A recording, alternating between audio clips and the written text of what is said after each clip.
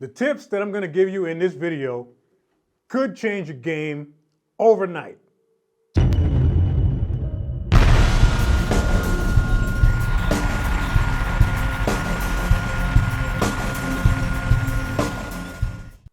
Today's video is sponsored by SHEDTRACKS.com. If you're a new drummer watching this video right now, congratulations.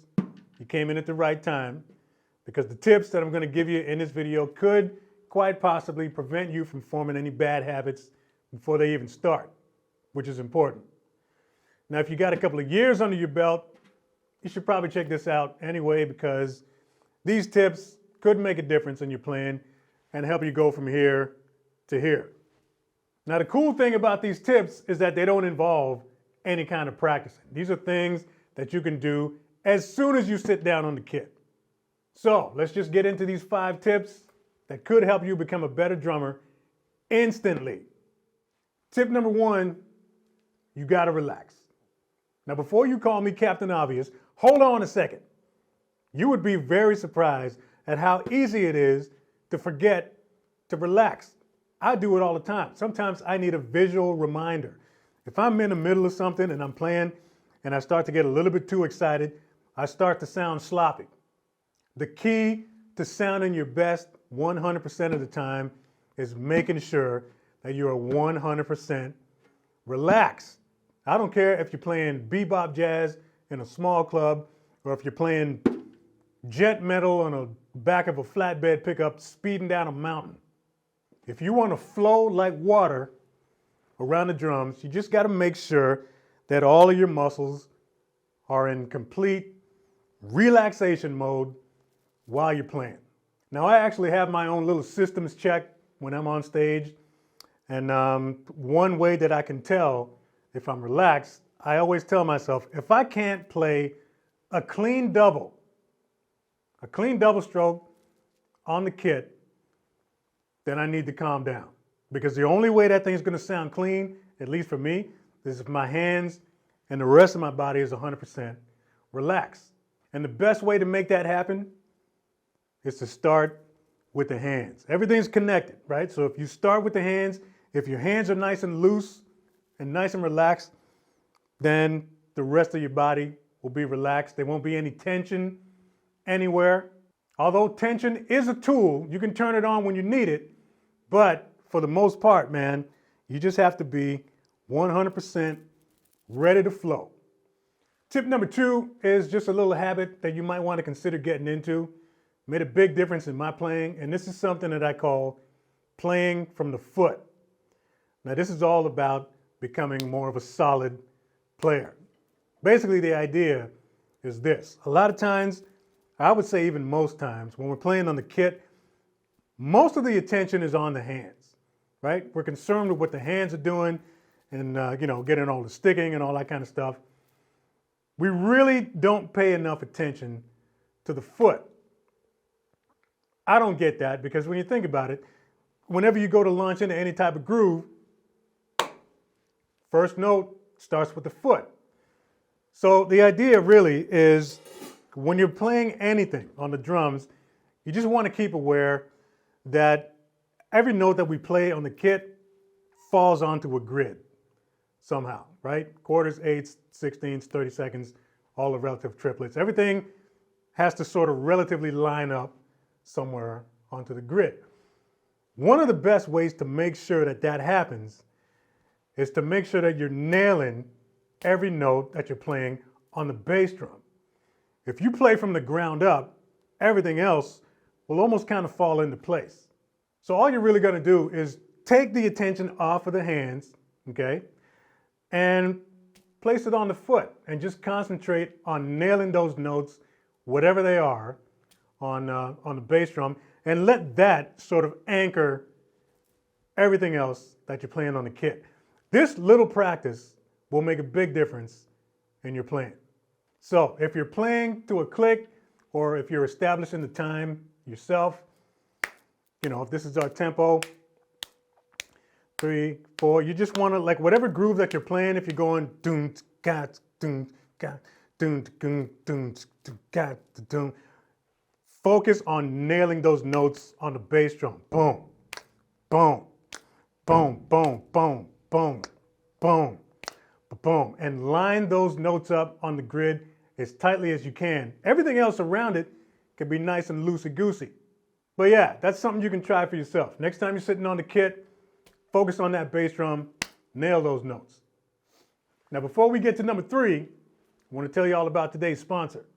SHEDTRACKS.com is an online resource for premium, top quality play-along tracks for musicians looking to step their game up. The site features an entire library of crazy, professional studio level drumless tracks, all put together by some of the hottest gospel and R&B producers in the game. And I can tell you straight up, these tracks are ridiculous.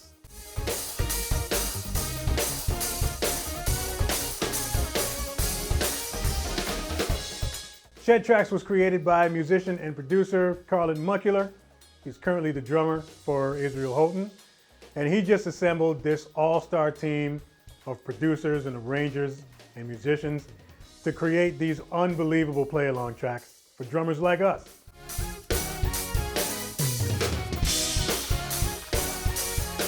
The thing is, you don't have to be a gospel drummer to play these tracks. I'm not a gospel drummer, but I've been having a blast messing around with these tunes. The songs are basically a blank canvas for drummers, so you can create your own drum parts. You're going to be developing your ear when you play along with these. You can practice your grooves and all that stuff. Or if you want, you can download the Chops and Creativity Pack and practice your soloing. And if you choose the Max version, you'll also get the individual stems that you can pull into your DAW for full mix and mastering of your performance. These tunes are a lot of fun to play along with, and the thing to keep in mind is that there's no right way or wrong way to play them. Just your way.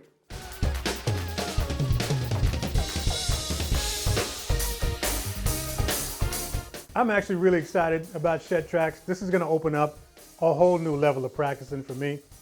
And you know I don't tell you all about something unless I think you're going to dig it. So hit the link in the description box. Head on over to SHEDTRACKS.com, check out some of the packs, and get yourself one. They're not expensive at all. It's an instant download. You'll get the tracks right away, and you can hit the woodshed. Shout out to SHEDTRACKS. Shout out to Carlin. Back to the video. Tip number 3, and this one is mainly for you new drummers out there watching. Trust me on this. Make sure that you know how to use the wrists and the fingers. Okay? You have to know your gears when you're playing on the drums. For the most part, power comes from the wrist, speed comes from the fingers. You can also get a considerable amount of speed from the wrist as well. But the whole idea is to just sort of know that you can get everything that you need when you're playing the drums from here to here. Now, there's a whole lot of benefits from just learning how to use your wrists and your fingers to get around the drums. First and foremost, being it's going to help you to stay relaxed. You don't have to be out here looking like Caveman Jack, hacking your kit to death. You can get all the power you need from your wrist. You can get all the speed that you need from just using the wrist and the fingers. Very rarely do you need to use your whole arm to do anything. Now, there is an extra gear, which is the elbow. This is also a very valuable gear that you can learn to use. But for the most part, if you just learn to use your wrist and your fingers to get around the drums, you'll be surprised at how much friggin' smoother you'll sound. Now, this basically just comes down to just working the crap out of your practice pad as often as humanly possible, okay? Do your exercises, working them from the wrist and then also from the fingers. German grip, French grip, traditional, whatever grip you're using, just make sure that you're doing target practice on the pad. So focus on the wrist, focus on the fingers.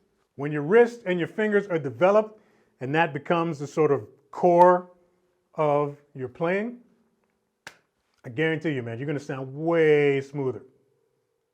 Tip number 4 is something that I started doing several years ago, And it really just makes a difference in just how everything feels on the kit. And that is establish a lead hand. If you're a right-handed drummer, that's going to be your right hand. If you're a left-handed drummer, it's going to be your left hand. But basically the idea is this. You're going to assign different jobs to each hand. They're working together, but they both have separate jobs. So your lead hand is your rhythmic hand. When you go to play your fills, this is going to be the dominant hand. The opposite hand will be your support. So, you know, when I'm going to play any kind of fill, I concentrate on using my right hand to sort of lead that fill rhythmically. So if I want to go doom ga doom doom da da da doom doom doom doom bang, that lead hand makes a difference. Instead of trying to sort of, you know, try to get these two hands to sound equal, I'm not worried about that. I have a lead hand and a support hand. The support hand a lot of times will basically just takes care of all the other notes. So whether it's just playing ghost notes on the snare, you're doing some sort of you know, rudiment bass fill, dum da dum dum da back and dum. You can do something like that, or even if you're just playing a regular single stroke fill around the kit, your lead hand sets the pace. This also plays a part in tightening up your timing. Now this last tip will make more of a difference than you even know. Trust me on this, all right? What I want you to do is take a step back and look at your setup. Look at your setup, look at everything on it, and look where everything is, okay? Now hold that thought for a second. Think about this. When you step into a car that you've never driven before, what's the first thing that you do? You start to move stuff. You move the seat up or you move it back. You adjust the wheel, whatever. You just kind of make sure that everything is set so that you're 100% comfortable before you start it up and hit the road. Your kit should be exactly the same thing. Consider setting your kit up ergonomically, okay? And by that I mean fit it to your body and set it in a way that you can hit everything that you need to hit without even trying. Now for some of y'all, that might mean dropping a couple cymbals, you know, raising up your snare, bringing your floor tom in or whatever. But this all ties in with you staying 100% relaxed 100% of the time. If you want to be the type of drummer that blazes around the kit, you can't be out here reaching for stuff when you do that. Now this, believe it or not, could prevent some serious injury down the road. Like I know a few drummers, man, that are currently dealing with rotator cuff problems and all kinds of stuff because for years, their cymbals were way on the top floor when they should have been a lot lower. Don't worry about setting your kit up for aesthetics. I mean, you can if you want, whatever. I mean, if it's part of your rock show and you want your kit to look super cool and you got to throw your cymbals 10 feet in the air, whatever. I mean, that's on you. But just keep in mind, you do that for long enough, it can be a slow drip. So over a few years, you know, enough of doing this, you're going to start to really develop some serious physical issues down the line.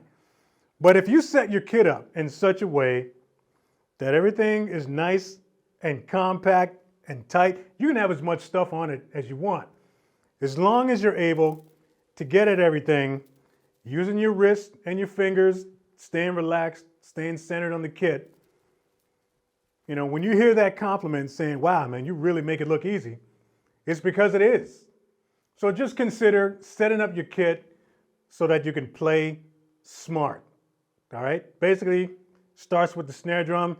If the top rim of your snare is around, you know, navel area, height between your navel and your belt line, somewhere around there is a good spot, and you can build the rest of your kit out according to where your snare is. So you start with the snare, then you set up the hats, make sure the distance is cool there, and then from there, your cymbals, your toms, blah, blah, blah. You get everything set up and placed in such a way that it takes no effort to hit them. So I can guarantee you, if you keep these 5 tips in mind, you're gonna feel better, you're gonna sound better, and you're gonna make what you do look real easy.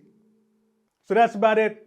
Thanks for watching this video. Don't forget to visit SHEDTRACKS on your way out.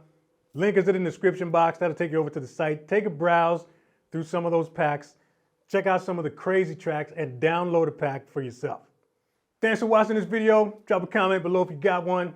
Like, subscribe. See you next video.